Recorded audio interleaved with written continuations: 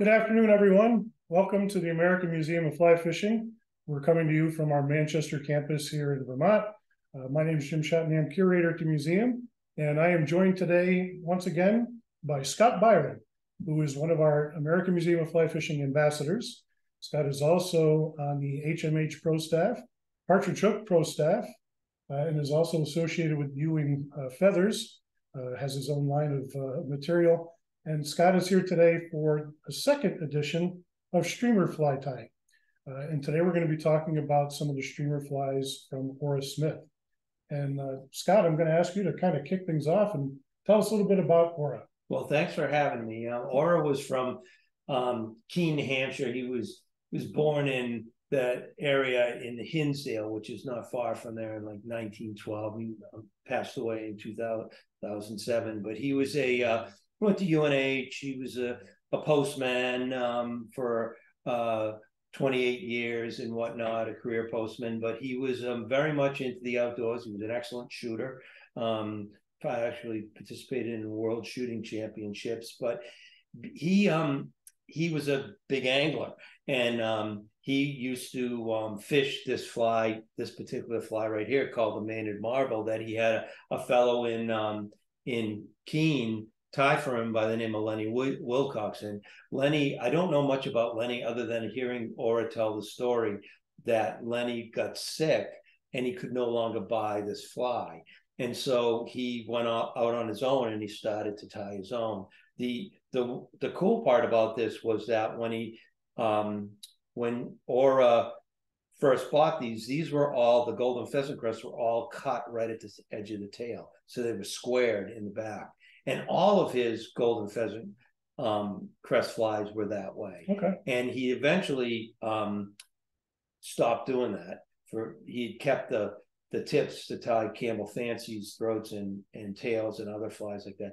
But it became a burden. He'd knock them over and he'd have to pick them all up. And so no one ever thought these would catch fish when they weren't cut off. But they still catch fish. So Ora and yourself have something in common, that you're both teachers. Ora would teach people the art of streamer fly tying, and of course you've got a history of teaching yourself. Yes, right. I multiple classes all the time going, and it's a great way to keep involved, inspire, get the next generation, get people who have been great anglers. I always tell people, if you learn how to tie flies, you're a fly fisherman, you go out and learn how to tie flies, you're going to have a greater understanding about what you do in fishing. So it makes it, you don't save any money, but everything else, good to know. You up everything else. Sure. So, yeah. And there's just something about tying a fly yourself, going out on the water and catching a fish with it. Yes. That's an experience that can't be matched. No, and then last week I was over at the University of Hampshire and I taught them how to tie fly. And yesterday afternoon I got a text message from one of the kids with a picture of a big brown trout that he caught on the fly. He was so excited. That's fantastic. So, yeah. So speaking of the fly and the streamer in particular, so the first episode that we did with Scott, he was kind enough to give us an explanation of basically what a streamer fly is. So for those of you that are new to fly fishing, a streamer fly is a little bit different in that it mimics a bait fish. And I certainly encourage folks to go back and from the AMFF website and take a look at the first episode if you haven't already seen it. So we understand that a streamer is a bait fish imitation, but there's also some differences between a streamer fly and, say, a dry fly or a nymph in the way that the fish or the fly is fished. So Scott, can you tell us a little bit how a streamer fly is fished differently than, say, your standard dry fly? Yeah, I would say 99% of the streamer flies are all going to be underwater. And they can be cast. They can be trolled, they can be dead drifted. Herb Welsh's Black Ghost, people said that one of the ways that they'd fish it would be to throw it out and just let it slide on a side down the river. It looked like it was injured and just twitch it every once, an injured smelt, and the fish would ambush it right away. Some people troll the flies. Early spring, the salmon are up on top of the water, so they can just be 6-8 inches 12 inches below, and then as the water warms up on the surface, they can use lead core line and actually, or downriggers, and actually sink it down to the level where the fish are. So it is, and then just the old casting method, you know, sure. Cast it, different types of retrieves. Obviously, will you know, the best you can understand what's under the water and what the fish are eating, then you can make it move as close to that as possible. So is it safe to say that streamer flies were typically more effective in, say, a lake setting as opposed to a stream or a river where you have moving water? Well, you mentioned trolling. I don't think that there were a lot of outboards in use. Certainly they were new, but for the most part, that's it. You either had someone rowing the boat for you, or you would row that boat and have that. Maybe you had a small outboard motor. They were certainly in use then, but yeah, it was mostly done by trolling. Yeah, they were trained, and I think the fact that they rowed would it made the fly have a lot more action in it, you know. And there are people who would take canoes and do S's, and as they were out S'ing with their paddling, that fly was rising and lowering. As it would turn, it would accelerate, come up, then it would decelerate, go down. You know, salmon are very inquisitive, and landlocked salmon especially would interest them. You know, something that's just purring along at the same rate, not making any moves. Does that really look like there's something there? You know, maybe it's, you know, then all of a sudden you make it twitch, and they have jiggers that they would hook their rods up and they would make moves while they were trolling and whatnot. So yeah. So how important is it for a fly when you're trolling to have it track true and track straight? I think that darting and erratic movement is one thing, but I have to believe if you were trolling a streamer fly and it was continually kind of laying on its side as you're dragging it through the water, probably wasn't the most effective. Correct. It's not going to work. It's not going to really emulate what you have in the that the fish are looking for. And you know, just overdressing a belly with too much bucktail will invert it when it gets wet and you start to troll. It'll just flip right over. You know, Ora talked a lot. Now, I never met Ora, but I've got videos of him. And Ora was really interesting in what he would say, because the golden pheasant crest sometimes wouldn't track right when they were trolling them, and they would actually bend the fly to just a little bit to one side. And if it tracked right, you picked 50-50 chance you picked the right side to bend it. If it didn't, they would just take it out of the water and bend it again. Because if it's kicking off to the side, you know, a lot of times just one pine needle touches it and it kicks it over, and everyone else is catching fish when they're trolling on their boat, and you're just sitting there going, what's wrong with me today? Well, it's not, doesn't look like it. Okay. So, and bringing this back to Ora was known for tying with golden pheasant crest. And I think that's a material that was somewhat notorious for being difficult to work with. And I'm sure that kind of played into the flies maybe not tracking so true. What did Ora do to kind of corral those streamers into tracking straight? Yeah, I mean, he could have put this bird into extinction. He used so much of this. When I wrote it down, he was buying the necks for 35 cents a piece, and he was grumbling that they were too expensive. Now, you know, $15 you might be able to, if you can find one. He tied these all in individually. The jobbers eventually moved to tying them in clumps of 5. And on a typical marble or a Canapache or a pumpkin head like this, he might put in between 12 and maybe 17, depending on the hook size. Each one was done individually. And he would take a flat plier or a jeweler's plier and squeeze the stems just a little bit at the tie-in point, and it would flatten them out. It would let them stay in there. And I mean, I shape mine, so I actually wet them in hot water and shape them, so I get the right shape.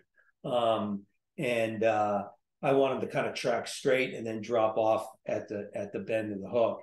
And where a salmon fly tyer, classic salmon fly tyer, might want theirs to be more of a C to kick straight up.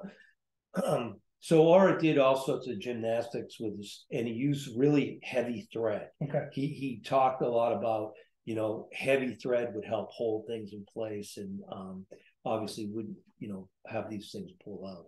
So we're going to talk a little bit more about Ora, and right now we're going to start a little bit of a screen share here so that people can see. There he is. There's Ora. Yeah, I didn't take the picture, so that thumb is not mine. I'm guessing that was Chet Dobrisky who took that picture, one of his buddies from Keene. But that is Ora with a very large landlocked salmon on Lake Sunapee. And I would say that's sometime probably like maybe 60s, 70s in that era.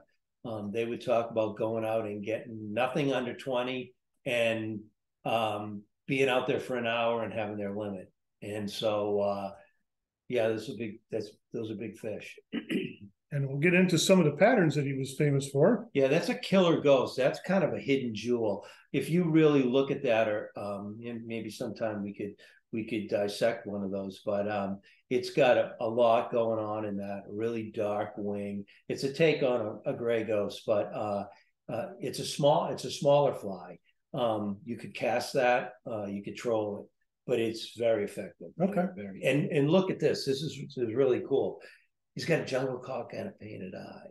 Usually it's one or the other. He really felt that the painted eye was a big deal. And so a lot of his flies, as time went on, had those. So if you looked at his earlier flies, you would have seen the golden pheasant crest cut. The other thing on this particular fly is the yellow underneath on the belly. That's synthetic. That's not, yellow bucktail. Okay. That's a synthetic fish hair type material. Very difficult to find now in the colors.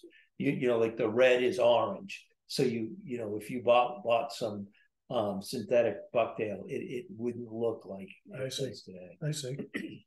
And we have an example. There's a Maynard, and that's a picture I took. We have a Maynard here that I gave you that's slightly different.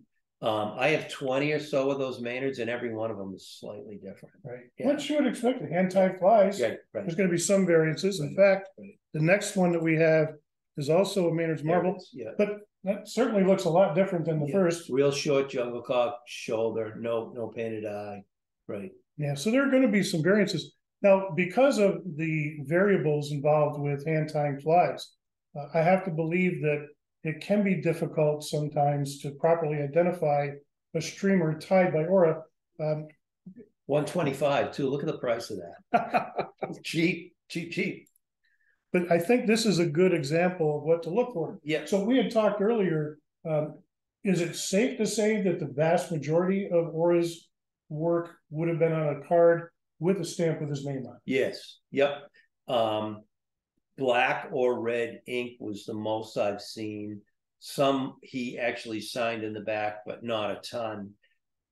He used a kind of almost like a light paste. I'm not got the color, but you would have pink, green, yellow. This is almost like a manila color. Mm-hmm. And people tried to knock off his flies, and they would use the same carding. And these were all some of them, the early ones were typed with a typewriter, the name on it. Then I think he just had stamps made, but he had 1,000 patterns easy. Yeah. So you can't have stamps made for each one. But there were a lot of knockoffs, but the knockoffs don't have the address on the back. And that's one way of telling. Okay, good. So there are things to look for. Yeah, right, exactly. So we're going to do one more here, and this is actually an image of what you're going to be tying up for us today, and that's a purple smelt. Purple smelt. Yeah, and that's got a little bit of a story too, because I think for the longest time people tied that after he stopped tying these. They tied them with purple. Almost a violent, that's what I use, a violent purple, really dark. And in Stewart and Lehman's book, which is the streamer trolling flies for trout and salmon. They have a pattern in here on it that they wrote up. And I asked Bob Lehman about this. I know Bob pretty well, and I asked him about it. And he was adamant that the fly they had was lavender. And it does call for 4 lavender. And interesting enough, when I got involved with Ewing, I challenged them, kind of like the way we kind of got together was if I kind of tested them to see if they could get the right color lavender. Because really, when you wanted purple, you got purple. You didn't get that lavender shade, and no one was really dyeing it that way. So this friend of mine, Mary Gerard, who is a librarian, her dad took tying lessons from Ora, and she gave me some of his notes, and it was specific lavender. So I kept seeing lavender. And then she called me up and said, "You're not going to believe this, but I found about 35 flies, Ora's flies in my dad's stuff. They're yours. They're going to be yours." And one was the Purple Smelt, and that's the picture of it. And it's very lavender. Okay, it is lavender, yes. And it, I'll tell you another story while we're tying this, but okay, well, it would justify it. That said, I think we're going to zoom in a little bit if we can on your vise so that folks can get a better look at the Purple Smelt. So I want to bring it down just a wee bit. Let's see how that looks. Okay, that looks pretty good. So if you look at this fly, it's really easy. There's not a lot with it. This is particular one that's in the vise here is on a 9X partridge streamer hook. And I would say that for this was designed for Sunapee. Sunapee is a lake that's deep, cold, clear, similar to Newfound Lake. And for the most part, I think that the smelt in Sunapee are small. So when I tie this today, I'm going to tie it the way I would if I was taking you fishing, Jim, and wanted you to have success with a Purple Smelt, I would use a 7X hook. But there is demand for it out there in longer. That he also tied it in the Lehman book. It's in a tandem. So I don't think he tied this particular pattern in a 9X. He would have gone to the tandem with a 1 down, 1 up hook with and connector wire with a couple beads in between of silver. This one here just is a straight body that's all red floss, but he also put a ribbing on it from time to time. He had it tied with the jungle cockeye that you see here, and he had it tied with a painted eye. So I'm gonna tie it with the jungle cockeye. I'm gonna tie it like this. I'm just gonna put the 7X. This is a really nice hook. This is a partridge heritage streamer hook that's made on Swedish steel. It's really strong. It's got a limerick bend, which is really a good looking bend. And this is in a size 2, so you can see what it looks like. These are really strong hooks, and they hold up well. And because it has a red body, and I'm going to just start with red thread, because it's always good to not have a really darker color under your body, under your floss. If you have a dark color, like if I ran the black thread here, what would happen is when it got wet, it would turn the thread, the floss darker. You would see that black thread kind of weeping through. So you could use white underneath, but when you're using straight red floss, the red is fine. And we'll switch to black when we get closer to the head, once we get the floss in place. But just and the cool part about these streamer flies is that when you're tying them, a lot of times you start the longer hooks, the hook wants to move up and down in the vise and actually slide. And these TRVs that HMH makes, they have 3 grooves in the jaw, so you can get these in the groove and they hold them pretty good. So now knowing, kind of understanding Ora a little bit, and also speaking with Paul DeBrusque, who dad was one of Ora's friends. Ora used a lot of the stuff that he would use was sourced from New Hampshire. So this is floss is Danville floss from Danville, New Hampshire. And I'm probably guessing that Ora used that. He might have used some silk, but knowing that he was tying flies for production, not just for kicks and giggles and for frames, he wasn't going to be using silk. He was using heavy duty thread, heavy duty floss, and this rayon floss that Danville makes is pretty strong. It's right down the street from him, so I'm sure he was using that. And what's kind of interesting about Ora is that he has a lot of casting streamers. I like to refer to him as Monadnock casting streamers. That's the area of New Hampshire he was from. And Ora, a lot of the bodies would have peacock curl for a body.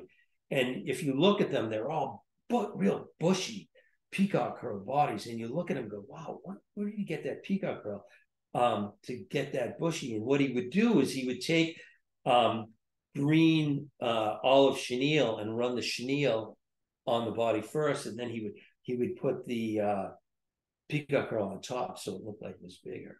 He was innovative in many areas. So it was kind of cool to kind of look back. A lot of his flies are named after the people he made them for. He's a fly called Mr. Whiskers, and obviously there was a guy that had a beard that wanted that particular pattern. A lot of them have a fellow's name in it. So he and his wife was a big angler, and she would come back and ask him to tie flies. So we'll just make this body here. And you know, you have to do a lot. You're the curator, so you hear a lot of stories, and a lot of times when you hear the stories, you hear it once and you never hear the story again. And sometimes you wonder how much truth is in the story. Is it, you know, because a lot of fly tyers, their stories went to the grave with them. But I was tying in a New Hampshire Fish and Game booth in Newbury, New Hampshire, at the base of Lake Sunapee. This was quite a while ago, and it was right after we got this lavender. And I was tying the smelt, this purple smelt, and this older gentleman came by, and he was kind of hovering, watching me.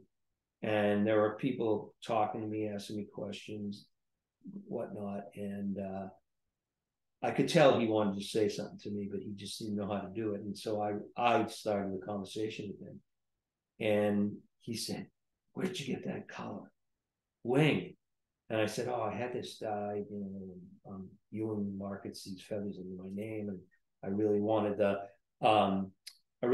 have the lavender re-dyed because no one was dyeing it." So he said to me, "Well, my grandfather and my father used to fish on Sunapee, and this was the only fly that we used." And I said to him, "Really?" And I said, "Did you get him in Keene on 64 Blossom Street?" And his eyes lit up, and he went on to tell me that they would go down there and pick them off of Ora Smith's board. Now, I have a video with Ora Smith's board, and yes, he was describing exactly. So it kind of really fit. And he said that once Ora passed away, they could never find anyone who would tie that fly in that color. So now Ora would have used synthetic bucktail. And I have some fish hair here, which I could use. This is very old. And if I put the fish hair in there, you know, maybe I could use the fish hair just so you could have it done that way. I'm going to have to go to confession if I use synthetic stuff. So, but here we go. So let me just pop this in. So he used synthetic, and he would have put it in just like this, tied in place.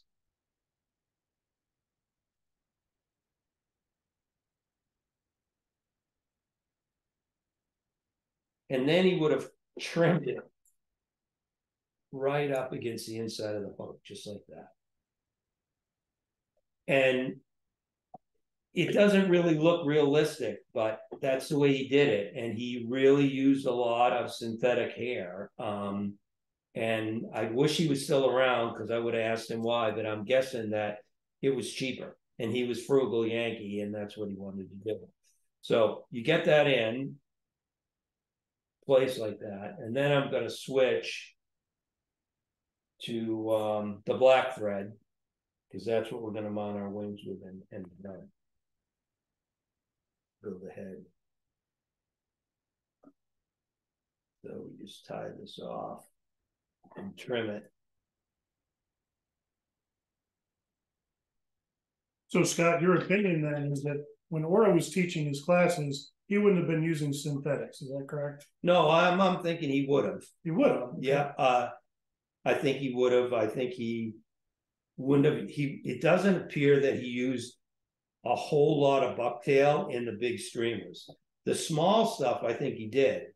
But I just don't know. I don't know what the reasoning on this synthetic was. I do know that over time, he moved, like many of the fly tyers did, when synthetic Flashaboo and Crystal Fat Flash and different things like that came out, he moved to use those, add them to his flies. So, but to be honest with you, I just can't, I don't get the synthetic piece. It just doesn't look natural, but whatever, it is what it is.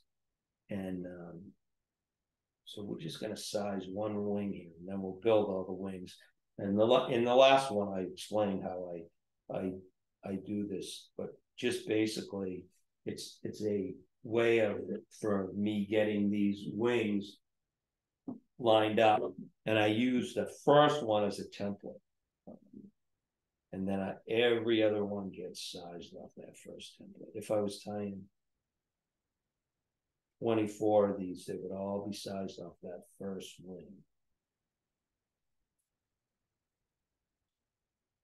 And Ora's flies didn't sell for a ton. He did some interesting things with, he had a lot of flies with bronze mallard, and he would go and he would straighten all the bronze mallard, because the bronze mallard mounts on the flies. They would take 4 slips, 2 per side, kind of like we're doing 4 feathers here, 2 per side. And he would build his wing with a bronze mallard. There was a fly called the Golden Demon that was very effective, that he used to tie a lot of, and a red demon. He had a bunch of different flies, but he would use an iron and iron them, and flatten them all with an iron, and then match the wings up, and then tie them in place. So much like some of the flies that you see in photographs in frames, you look at them and you wonder how the bucktail is so straight, and the tyer has taken a because the animals don't have straight tail hair. They take a women's hair straightener and iron them straight. And once the stuff gets wet, everything settles down. It looks a little bit normal. But you catch fishermen with how the fly looks dry. You catch fish with how the fly looks wet. So all right, so once I get these 4 wings cut and sized right, I'm going to glue them together.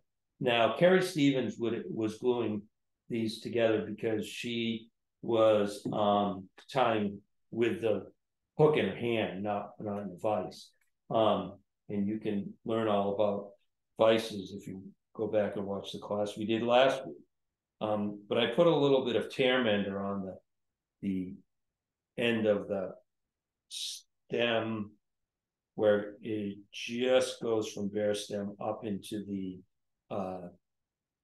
feather.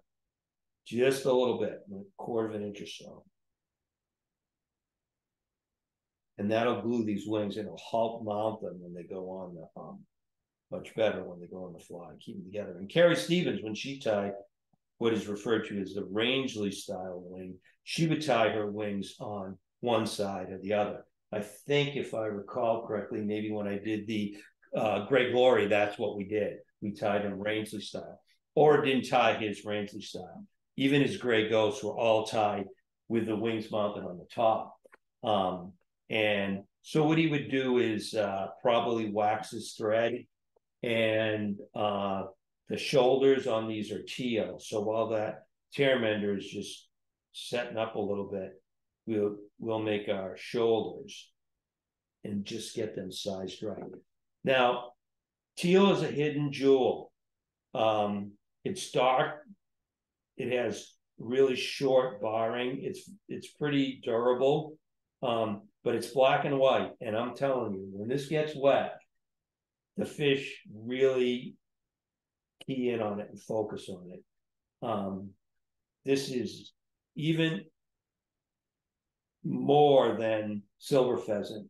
I sometimes find that the flies work really well with this teal. And you can see the one thing you don't want to do is over shoulder it. I'll show you in a minute. So once we get our wings are dry, we line the tips up. We want the stems to all be lined up straight at the tie-in point.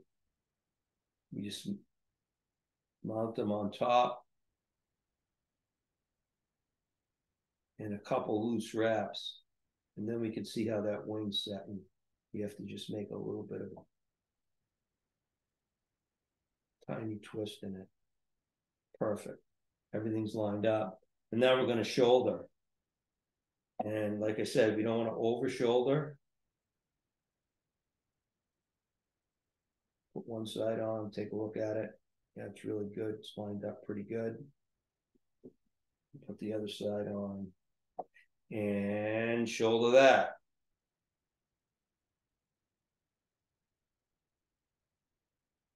And if you watch them, when I tied the wings in, I probably put 4 wraps on. Then the shoulders, I put 3 on one side and 3 on the other. And each time, the first material is really getting locked in there really well. So we don't have to spend a lot of time putting multiple wraps on. Again, Ora used 3/0 monocord, I think, from Danville for most of his flies. Then that's why you see a lot of his flies have these bulbous giant heads, because the thread built up pretty quick.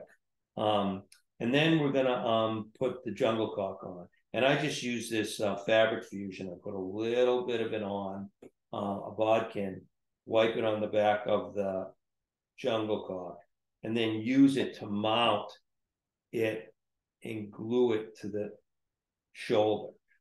It adds a little durability to the jungle cock, because this is not really all that strong. And Ora was talking in one of the videos about how expensive jungle cock was, and I'm thinking that's why he moved to painting his eyes. He justified it because he was buying it for $3 a skin, and I can remember back buying it for $5, but now a good jungle cock will cost you well over $100. So, all right, and then it's just a matter of kind of reverse cutting off the stems and getting them trimmed close. And try not to make a mess of the museum. So you call me back and say, Scott, you left all the feathers clippings in the floor. And once I have that done, all I'm going to do is build the head. And I build from the front behind the eye and work back. And that builds your nice, almost like half bullet shape. And then you can wood finish it off and lacquer the head. And when you whip finish, you whip finish forward.